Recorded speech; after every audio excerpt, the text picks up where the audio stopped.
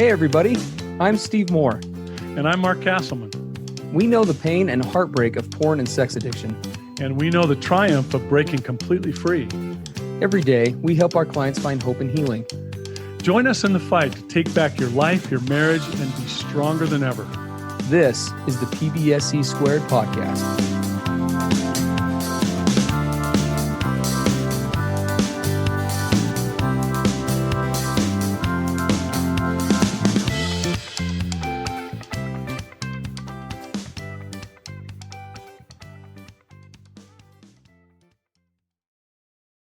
Hey, everybody. Welcome to episode 292 of the PBSC podcast. I keep finding myself hurt in relationships with porn and sex addicts. How do I break the cycle? This was a great title. I'm excited. This is a good one. Amazing submission by a really self-aware betrayed partner. She's doing great work. She's really wanting to move forward with her life and her vision for herself. So we just applaud her in, a dozen ways.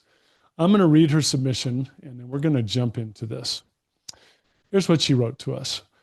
I am currently a betrayed partner who is crawling through the emotional trenches of finding out that my partner was not at all who I thought he was.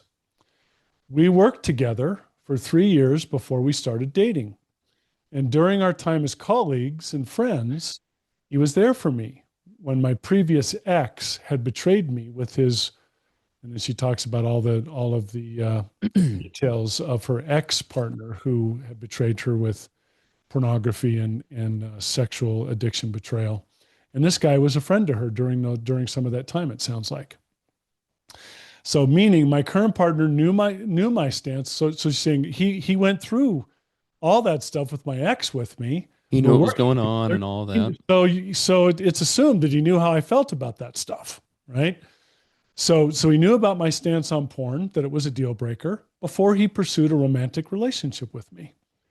So fast forward now two more years of a romantic relationship where I truly believe that I would never experience this kind of betrayal again.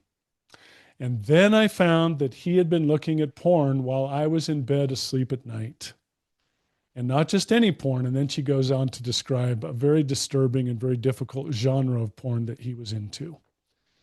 And when she confronted him, he defended it and said that he actually had every right to look at that kind of porn and that it was a part of who he is and that she should, that it wasn't her right to challenge it at all. And then she says, it all gets much worse than that. But when I read about all this online, what he was into, I felt physically ill from sadness and utter confusion and denial as to how far this actually might have gone with him. So we had an argument over this discovery. He admitted it, and then, as I said, he defended it. So there was absolutely no effort from him to change this or to want to change it. He doesn't believe he's doing anything wrong, which means we are now over. And basically, the person I loved chose their porn or fetish over their very real relationship with me. I don't think people know how soul-destroying this can be, as my whole world has completely been flipped upside down, and I now feel so worthless and so insignificant. I'm also questioning my own judgment of character, as I never saw this coming. There were no signs of it anywhere. He's a well-respected man who people look up to. You would never expect that there would be a secret like this behind the curtain. So now her question. My question to you is this. As this is not the first relationship that porn has destroyed for me, how do I not question that I might be the problem?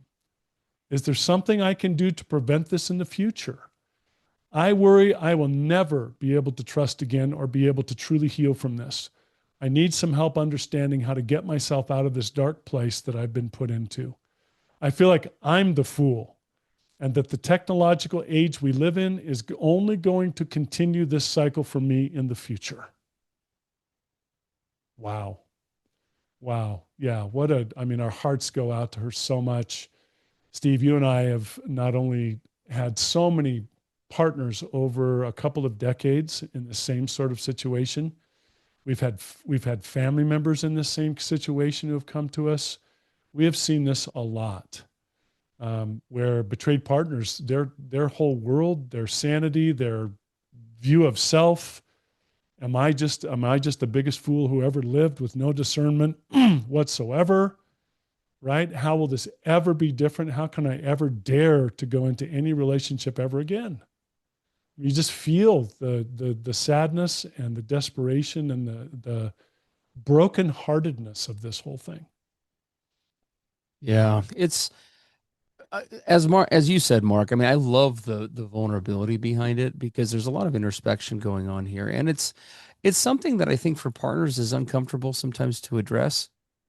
We obviously, and understandably so, there oftentimes is a focus on, how an addict partner is causing this damage, and that's true, right? That's absolutely accurate, 100%. Yes. But sometimes there can be such a focus on that we don't take enough time to look at and say, gosh, there's a pattern here, right? Not that I would or ever should, because I shouldn't in any way own these partners, who I'm engaging with, what they do or don't do, or how they show up or don't, or any of that. And we're going to get into that in just a minute. But are there things that I either am doing to set the stage for getting into relationships like this, or are there things that I could somehow change to kind of, I guess, use my terminology, that I could kind of stack the deck in my favor to help prevent some of this, right? Or see it earlier, or Yeah, see it earlier, create expectations or boundaries, are there ways that I can work on me to help inoculate myself, A, against this happening in the first place, and B, uh, how I engage or show up if it does pop up in my relationship, right? yeah. I think the Which good is I think commendable. the good news in this is you don't have to be stuck. While fear is, in this case, I think fear and caution are absolutely healthy things going forward. They have to be. But the thought of never being able to go into a relationship ever again, it doesn't have to be that way. There's a lot of things that can help with this. Steve, as you and I kind of looked at this, one of the things that jumped out immediately that we are not going to talk about in detail, but tapping into those who, quote, get it. There are a lot of betrayed partners out there who have been down this path multiple times. Yeah. They really do get it. And you can go get involved in 12-step support groups like S-Anon, friend groups. You can go, engage in therapy. Of course, our Dare to Connect program, where betrayed partners interact with each other, two times every week. There's lots of support out there.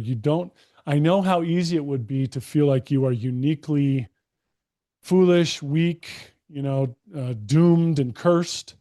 But there are so many partners out there who have been through and are going through this pretty much exact same thing.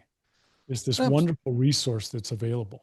Absolutely. And it's not fair, right? I mean, it's No, not fair. no, Nobody signs up in a relationship for betrayal.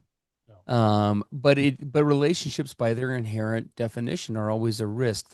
The degree to which I get vulnerable with somebody is the degree to which I can be hurt by them, Yeah, right? it's And true. trust is an element of a relationship in any aspect, right? There are things that there are certain things in a relationship regarding, for example, a person's past or whatever, that we have to take on their word. It's very difficult, if not impossible, to verify those kinds of things. And so there is always a risk element to it. But like Mark said, those support elements can be so crucial in helping, not only in terms of if you have been burned in the past by this, but if you find yourself in a dynamic like that. D2C, as Mark indicated, is a really valuable resource for that. Our One of the biggest benefits of the program, and we're expanding this by adding an actual interactive forum where clients can interact with each other between the sessions that happen 4 times a week now. But during the live sessions, for example, partners are constantly chatting, as are addicts, in terms of collaborating on both the topic at hand as well as commiserating about things that have gone on during the week. So those things are all really, really critical. When you're talking about a relationship with an addict, and Mark and I say this is, we're two addicts in long-term recovery. We've been in recovery for a long time, but not nearly long enough to have forgotten our our old ways, the dark arts, as I call them I sometimes. call I it mean, jackassery. yeah, we addicts are. I mean, we're not just master manipulators. We are masters of disguise. And like the master manipulator title, that isn't something that most of us got into because we set off to be that way. Most of us discovered mastery of skills in those areas out of necessity. We didn't like ourselves. We still don't. If we're not in recovery, we don't like who we are, and we recognize and we carry tremendous fear and shame about who we are and what would people do if they found out about it. And Yeah. so, out of necessity to operate in day to day relationships, whether it's personally, professionally, or even in intimate relationships, we become very good at hiding those things from Um, others, even from ourselves through high levels of denial, compartmentalization. I mean, we are very good at that.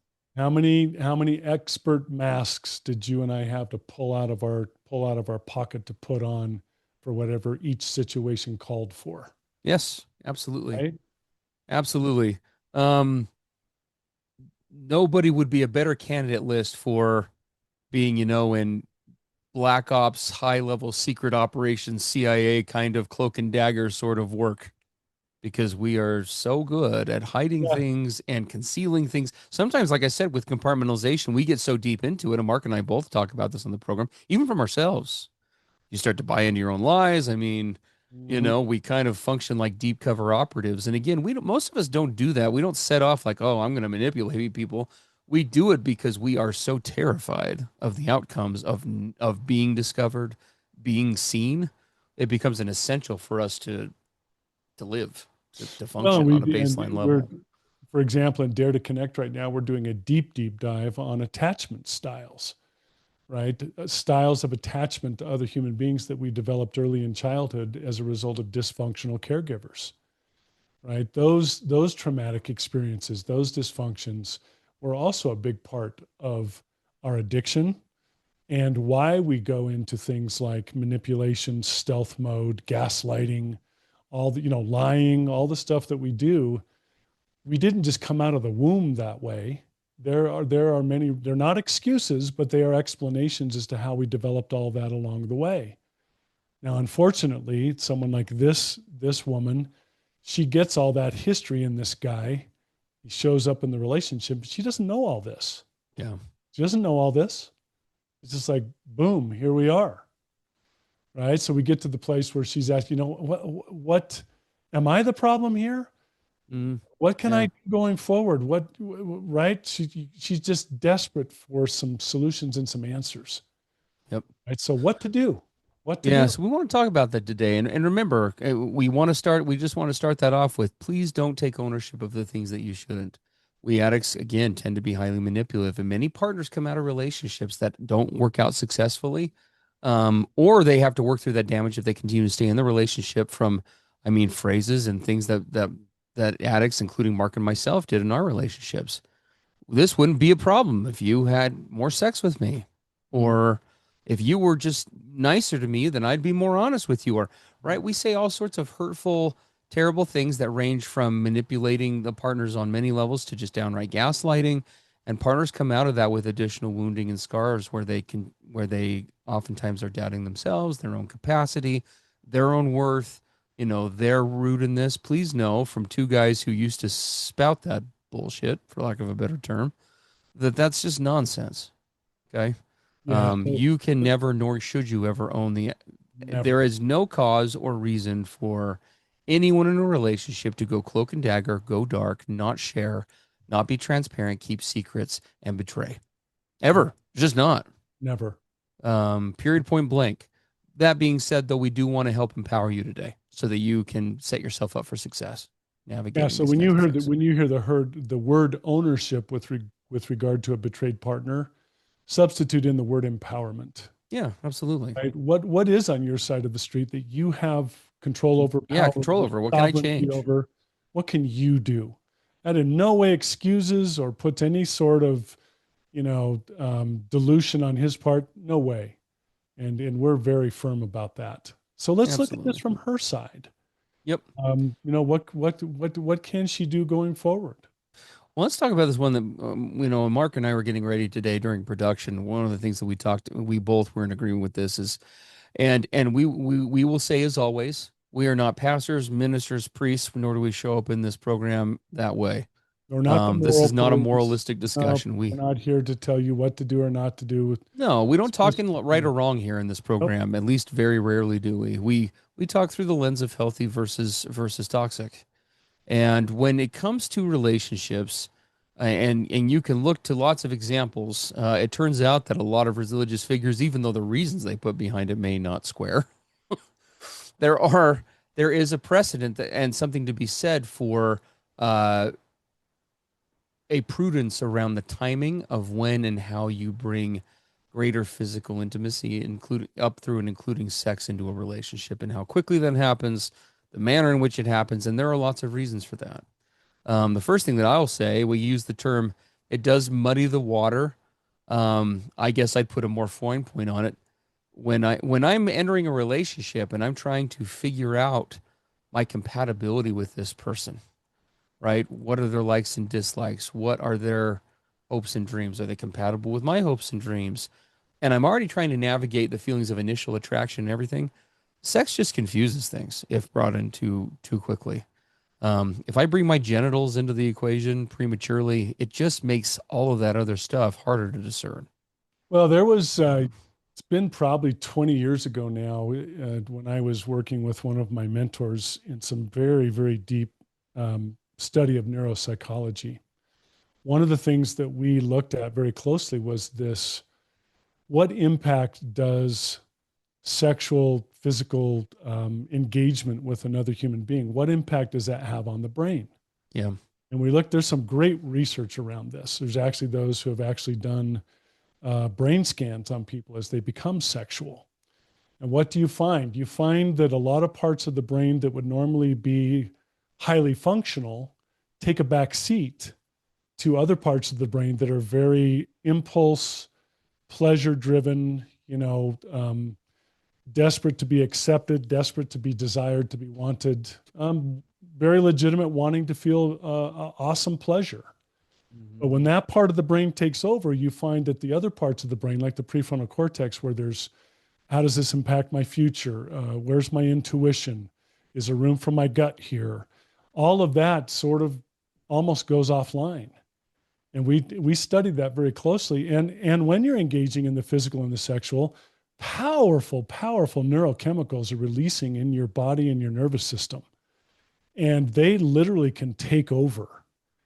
And the part that concerns me most, this is not just women, betrayed partners. This is men and women, Steve, that you and I've worked with over a couple of decades. Whenever we start to look at things that have gone dysfunctionally bad in the past with betrayal and all this nonsense, we will often find that in the relationship, there weren't firm boundaries in place. There wasn't an understanding about the vision of the whole thing. There wasn't sufficient time to take the progressive, and these are important words, to take the progressive step-by-step development of emotional and intellectual intimacy in this relationship before I jump to the physical. If you go too quickly to the sexual, to that very heavy physical sexual element of the relationship, you leapfrog over all these other progressive steps of knowing each other, of understanding who you are, who I am, right? Steve, you and I talk about 8 areas of intimacy, only one of which is sexual. There's 7 others. Mm-hmm. If we bypass those other 7 by going to sex too quickly, we don't have the opportunity to know, to discern, to carefully step back and watch and observe for the signs in this other person. We rob ourselves of the opportunity to know him or her by jumping to sex too fast. Yeah, absolutely. Yeah. Well, and we want to be really careful with what we say next here because it's important. Relationships need to be based on transparency and openness. But when you're coming to know another person, how they respond in certain situations can be very, very telling. Yeah. Right. So, for example, for a partner who is entering into a relationship and this is a fear or concern, you can learn a lot about another person by, for example, a partner with regard to sex. How pushy are they about it? If sex is something that doesn't feel authentic yet for you, or physical intimacy on some level, are they pushy about that? Are they respectful of those boundaries? Do they become pouty in the absence of it, right? Do they become Um, manipulative by trying to push you into it? Does yes. it look like it's a big priority that they sort of push other things out of the way to get there? Right? Those can all be really big red flags, not just necessarily in terms of you might be dealing with somebody with an addiction, because that is pretty strong terminology, but it can also be a red flag just in terms of overall possibly an over dependency, right, on the physical realm Mhm. in a relationship, a codependency that might need to be addressed. Because relationships should be able to stand on their own outside of a sexual physical piece. I mean, it's no secret here at Dare to Connect and slash the PBSC podcast. I mean, we're huge advocates of sex is best served in a relationship as an expression of already emotionally and an intellectually cultivated connection. Yeah. It is in of itself a builder of connection, but I kind of look at it, if I was to give it an analogy, it's sort of like the construction crew of building the home is of the emotional and physical side. They're the ones that come through, do the framing, do everything, and the sexual piece is sort of like the guy that comes through and does the finishing details and polishes the furniture and makes all of it look nice, Yeah. It's right? But it's not the primary lead out in creating a relationship. At least we've too never often seen it that be can be. successful. Yeah, it should be the culmination and celebration of all the other work that you've done and are doing. And it's kind of the icing on the cake, but too often in our culture, it's sort of the be all end all. And you rob yourself of the opportunity to really get to know this other person in all these various aspects. Well, and bringing it on too fast does obviously run the risk of also just creating, just from a clinical standpoint, an inherent codependency within the relationship. If we Mhm. bring this in too fast, we don't take time to build it in other areas. We have just built in what? This relationship needs sex on a certain level to function well, right out the gate. You use that word need. And I, Yes, you wrote here in our notes, see, relationships function best when both people don't need each other. absolutely. That's kind of a controversial statement, isn't it, in our Well, when culture? you look at the Cinderella Sleeping Beauty rom-com culture we all grew up in, yes, it is a huge What do contradiction. you mean? What do you mean I can't need that other person? Are you crazy? Right? The less you need your partner emotionally, physically, mentally, financially, etc., the better empowered you will both be to choose each other Yep. rather than just feel like you're being, hopelessly pulled together against your will or some, right? It's in the empowerment of choosing the, I like this word, the empowerment to do what? To discern each other. Who are you? Who are you deep down? I see what you're showing me, but what, there's more to the story. Who is that? Yes. I need to get to know that, and I want to give us time to be able to have that discernment, right? And find out if we are truly compatible, if your intentions and your motivations are truly healthy and transparent and authentic, so that you're not duplicitous, carrying on a secret life over there and showing me something else over here. I want to make sure all my abilities to discern and to see and watch and observe are as fully intact as I can make them, and not short circuit those by jumping into stuff too fast. Yeah. Relationships do function best, guys, when we are choosing one another and non-needing. And so anything that you can do to avoid developing those, I mean, codependency is an inherent risk in relationships regardless. And healthy relationships have to be on the lookout for them. But when they become prematurely built into the relationship by default early on, it creates problems down the road that become progressively harder to master and to They overcome. do.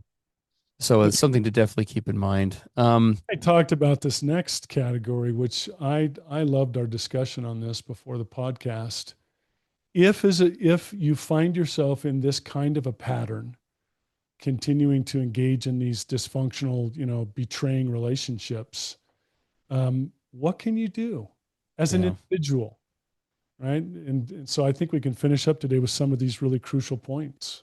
Yeah, and again, this is important for both partners of addicts, like this partner that originally wrote in, but addicts, this message is for you as well. Yeah. If you find yourself in a current relationship where your codependency, which by definition as an addict you carry a lot of that, has been on full display, or you've exited a relationship tragically because of that, this stuff is just as invaluable. So please please do lovingly but firmly listen up.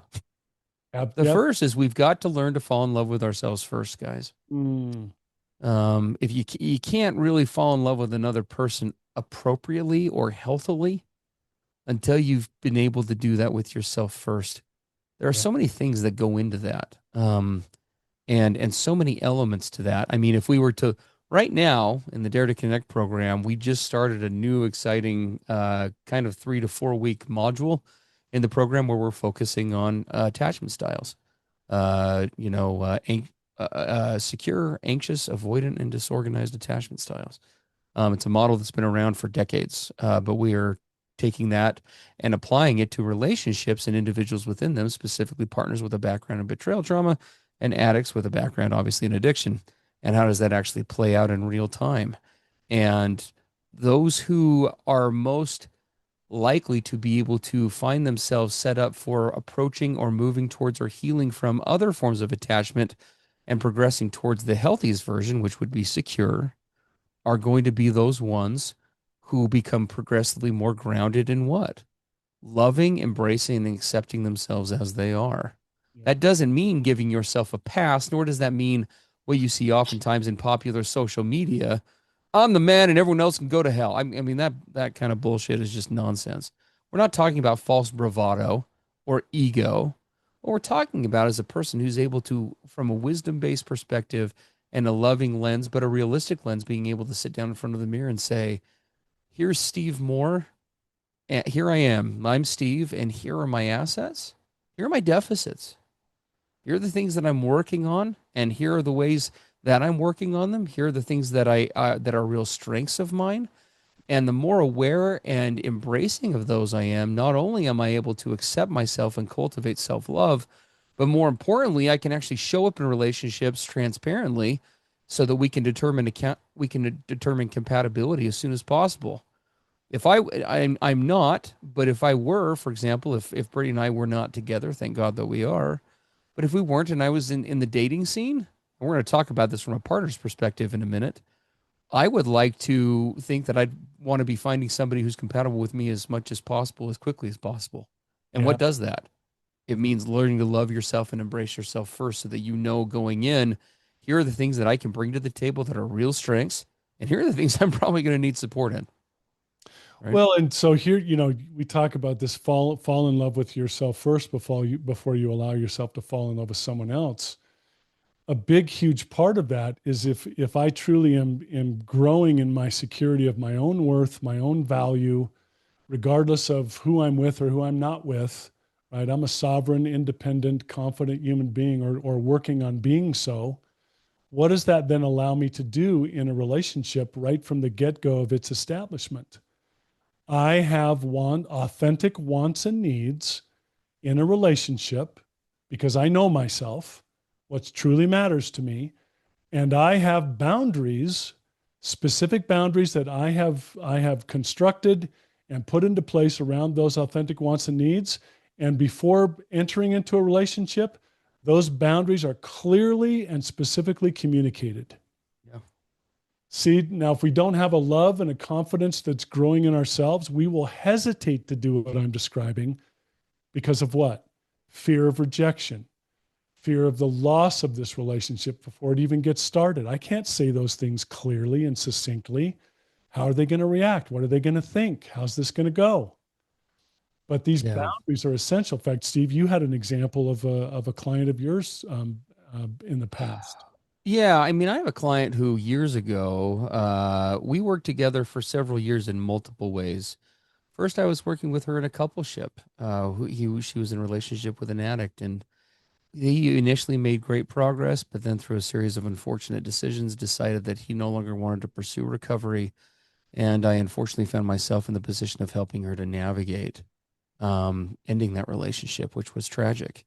Well, several years went by and she put in a lot of work. She contacted me later and was ready to enter the dating scene. And so we went through and talked about that, how she could do that and do the very thing that we've been talking about today. And I was so proud of her. We talked about boundaries and potential options, and she went into her dating profile. And the next week when we met, she showed me her dating profile, and I can't remember what dating service it was, but there's just kind of like that opening statement that it, accompanies your picture. And right below it, she told a little bit about herself. And then in all caps letters said, if you have had any issue or interactions surrounding pornography, that is not a deal breaker, but be ready to discuss it in our first meetup. Otherwise, kindly don't reach out. Yeah. That was her boundary. That was her boundary. It's not a problem inherently, but I will not even begin a relationship with somebody if they're not able to talk about that, discuss it, what that's looked like, where are they at now, what's their level of healthiness of engagement, what have they done to fix it, da da da da da. And she made that commitment, and she just leads out with that now. So Yeah, another example of that, and I wish this, I don't like the word mandatory because I know I want people to have their choice. But years ago, I worked in a community where there was a very strong religious faith in that community that was actually quite healthy. Wasn't the shame-based, rigid one I grew up in. Pretty dang healthy. And if young people, young adults who were looking to get married wanted to be married in that faith, there was a required 12-week premarital counseling course. yeah. You had to go through the 12 weeks or they wouldn't give you the license. Yep. And I thought that was awesome. Yes. I think every faith should require that, in my not so humble Right. opinion. But this is something else you could look at as someone who's had the anguish of betrayed relationships in the past. When you get with someone, perhaps this is something that you require as authentic to you. Yeah. We're going to go through premarital counseling of a sort. Wow. For sure. Yeah. No, and so you can, hopefully you guys are getting an idea of what this can and ought to look like, right? Not last but not least on this list, as we wrap up, do consider investing in yourself proactively before you find yourself in this situation to discover where codependency or vulnerability for you might lie.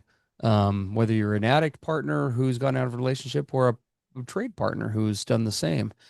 Oftentimes people, like for example, our Dare to Connect program, it is for addict spouses and couples, and we do approach it from an understanding that you were there with a partner.